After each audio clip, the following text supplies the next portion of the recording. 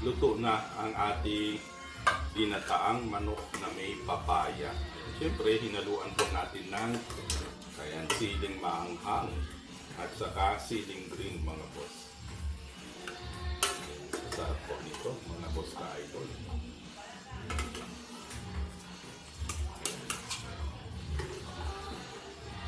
Ayan, dahil magluluto po tayo ng ginataan, manguha na naman tayo ng ayan, kagandahan pag may tanim tayo. Ito.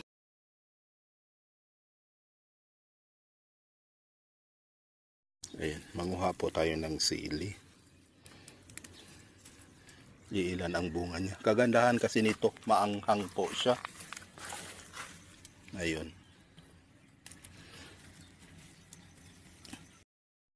Palaging papaya. Ito kasi ang masarap sa gataan.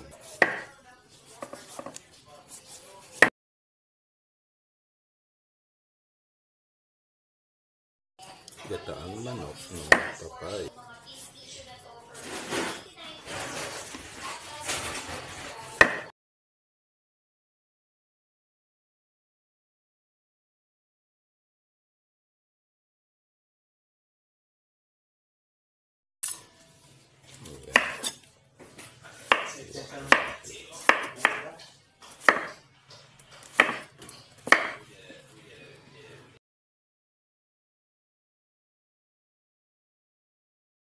Ito po yung ating mga gagamitin sa ating pagluluto ng ginataang manok. Ito ang ating manok. Meron din po tayo ditong papaya, ayan, sili, pampalasa, yung ating panggigisa. At syempre, yung ating gagamitin na gata, ayan, ready-made na gata, at saka mantika. Siyempre, dahil matigas yung ating manok, ito, dito po tayo magigisa sa ating pressure cooker. Dito na po tayo diretso maggisa para pag mantika na mamaya yung manok ay dito na rin natin diretso pakukuluan. Siyempre, lagyan na po natin ng paminta yan. At asin. Ayan. Para habang ginigisa ay malasa na po siya. Ayan, dito naman sa ating pressure cooker, ayan, mabango na, medyo tutong na.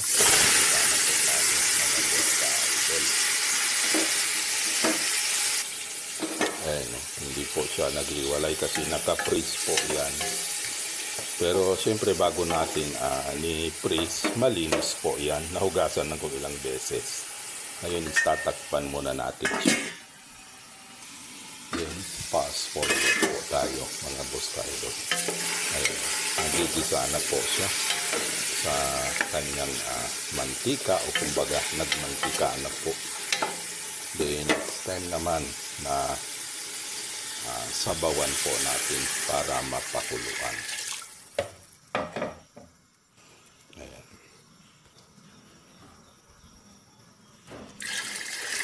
Tama na po yan. Baka masobrahan sa sabaw, magiging tinola tuloy ang dating. At syempre, tatakpan na po natin. Bali, ipe-pressure po natin ito ng mga 40 minutes. Lagay natin ito. Ito po, antayin natin na yung bang tumutunog po yan. Doon po tayo mag-umpisa magbilang ng 1 up to 40 minutes. Ganun lang po kadali, mga boss. Tumutunog na po siya.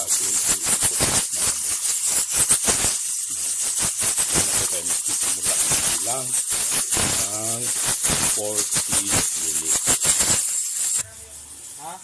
Ayan.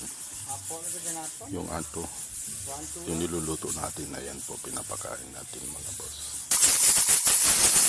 Patuloy pa rin. Then fast forward tayo, mga boss tayo. Ayan. 40 minutes na nakakaraan. I-off na natin. Siyempre ito, tatanggalin natin, mga boss tayo. Ayun lang po. para sisingaw siya. At syempre, pag ganyan na napasingaw na natin, it's time na bubuksan po natin siya, mga boss ka-idol. Ayan. Ayan na po siya, mga boss ka-idol.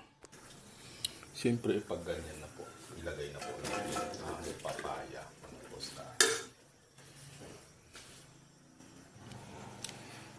Lagay na din natin itong ating sili. Ayan, mga boss. Siyempre, lagay na rin natin ang ating gata. Ayan.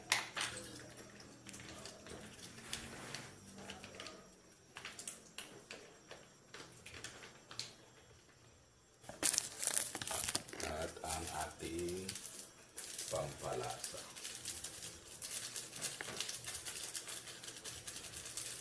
Ayan, then takpan muna natin, mga boss ka-idol. Tayo lang po natin hanggang maluto yung mga gulay niya. Ayan na, mga boss. Luto na po ang ating ginataang manok.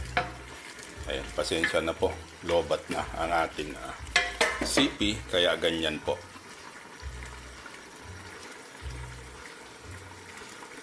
Ito na po. Luto na ang ating ginataang manok na may papaya. Siyempre, hinaluan po natin ng siling maanghang at saka siling green, mga boss. Sarap po nito, mga boss ka-idol.